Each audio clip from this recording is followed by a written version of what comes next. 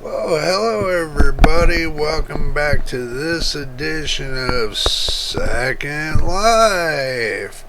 It's your boy JJ right here. We're going to take and do a little bit of a B-roll, and then we're going to get back to it. And this is going to be an interesting video to y'all, so stick around. Don't go anywhere. Don't touch your dial, because we'll be right back. So here we go. Do enjoy.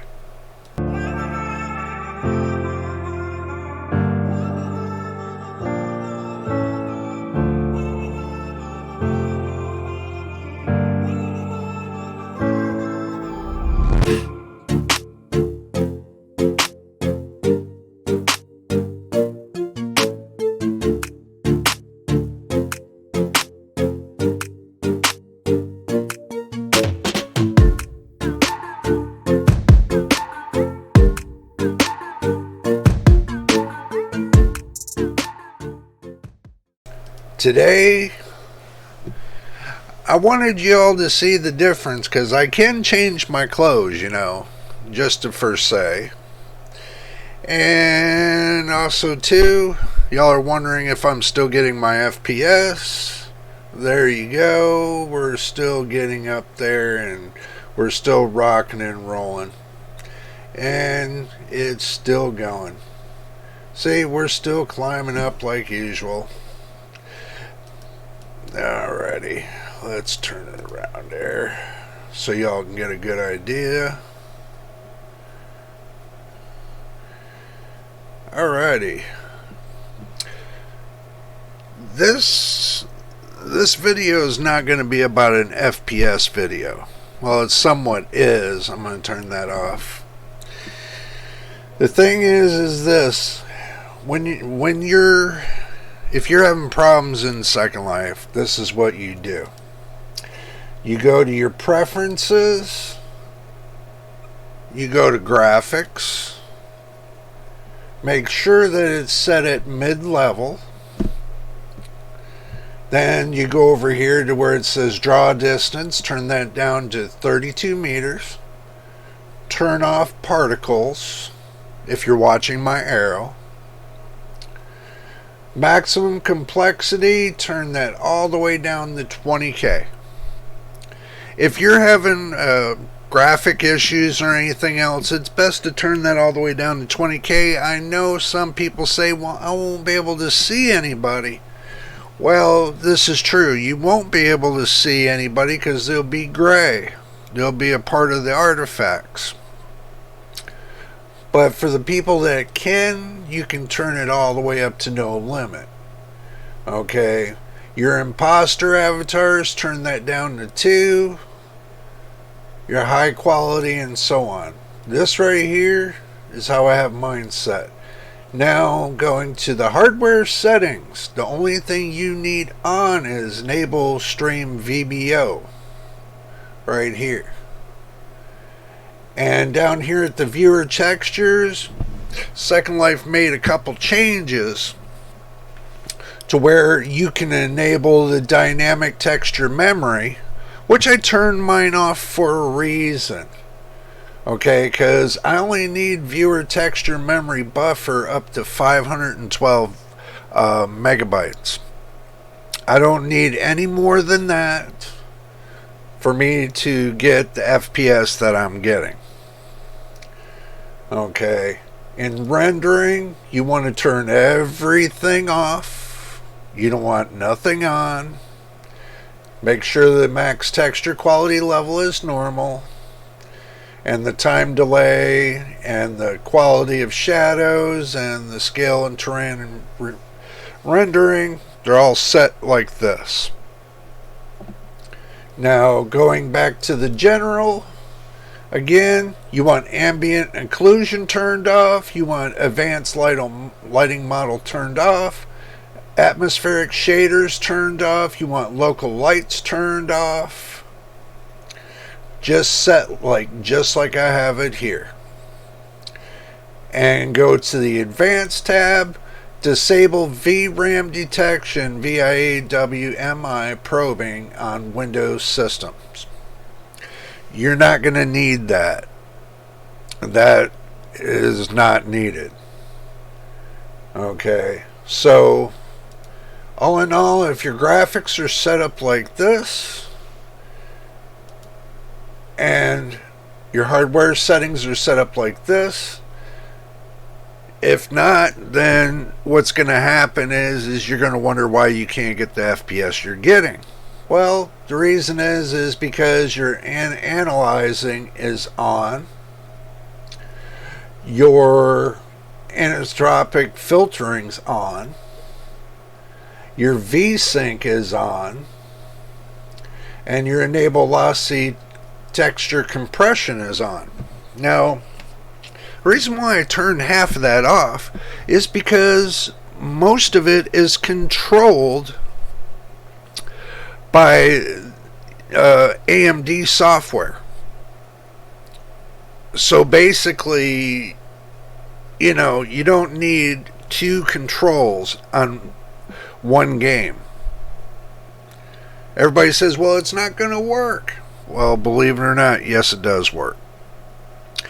It's kind of like a passive bypass. When you turn things off, it turns it off passively.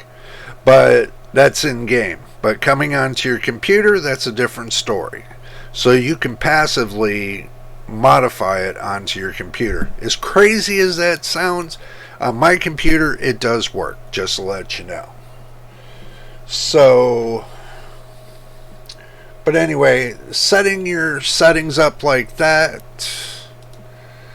gets you a good old FPS like that. And the FPS that I got here is no bull. This is real time. Just to let you know. Like I showed you in the previous video to now, that's what it's all about. But anyway, that's just a quick setup guide for the new people that don't understand how I can get all that FPS and so on. So that's what I did. I created,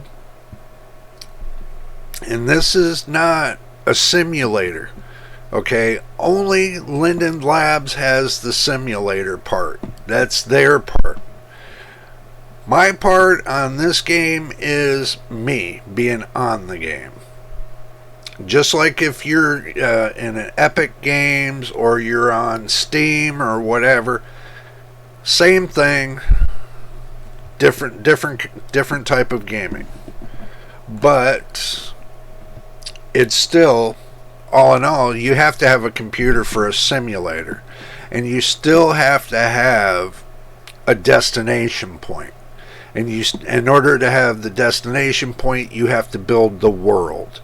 And this is a world like if you were on Metaverse. But this is not Metaverse. This is Second Life. Metaverse was the beginning of all beginnings when it comes to 3D rendering. That was back in the 80s and the 90s. But now it's 2022, it's Second Life. So I'm sure there's a lot of questions everybody has about setting up their avatar. And again, in order to have a decent avatar, you have to work towards that. Okay, my avatar I bought in game. Okay, I earned money in this game. It's what they call lindens. So as I DJ and stuff in this game, you earn lindens in order to fix up your avatar, to buy a home or whatever. You can pretty much, it's basically like they say, it's a second world. So you can purchase things with lindens. You don't have to buy them. If you can build things here, you can do many things here. So if it's worth your interest to check it out, and trust me, if you're a first timer just coming in and you watch my video and want to come in on Second Life, the first 30 days are not easy. So don't give up so easy, just to for say, because if you give up, usually people give up within the first 5 days, is because they don't understand how it works. Well, that's where I come in and I tell you about it, and that's the reason why if you comment below and you say something like you don't understand this, I can do my best to do a video on the fact of what your situation is and how to resolve it. Okay? But yes, I am here in this world, and it's a lot of fun. You can go to clubs, you can go to stores and buy things. You can do many things here in Second Life, just to let you know. But for the fact of, building, yes, you can get a plot of land like you do in real life. You can put a house on it. You can put a bedroom in it. You can put a bathroom in it. You can put a kitchen in it. You can put a dining room in it. You can put a living room in it. Everything you can do in real life, you can do in Second Life. So, just to let you know that. But this is a setup tutorial on Second Life with all the new updates. And the thing is this: if you're gonna go on, you're gonna take and join Second Life, the best way to do it is you got to sign up first and get an account with Second Life, and then after that, viewer wise, I'm gonna post a link down in the description for Firestorm Viewer. That's the best viewer to use on Second Life. It's a third-party viewer, but it's really good to use because that's what I use right now, just to let you know. So if you have any questions or concerns or anything, let me know in the comments below. Make sure also too, if you're liking my videos, like and subscribe. It would be much appreciated. It will help us grow on this channel. The more people that join, the better we're gonna be.